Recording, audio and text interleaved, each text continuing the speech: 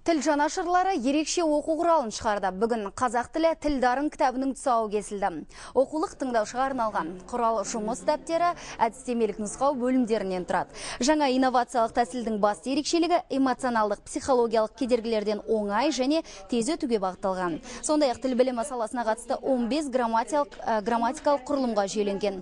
Күнделікті өмірде қолданыстағы лексикалық минимум 300 сөз, 50 сөйлемді құрайды. Өткен тақырыпты практикамен ұштастырады. Сабақ интерактивтік әдіс арқылы беріледі. Осындай үрдіс үйренушілерді өзін еркін сезініп, сөйлеу әрекетін жылдамдатуға септігін тигізеді. Тілге қызығушылығын білдірген шетелдік азаматтар 9 күн ішінде қазақ тілінде сөйлей бастаған дейді кітап шығарушылар.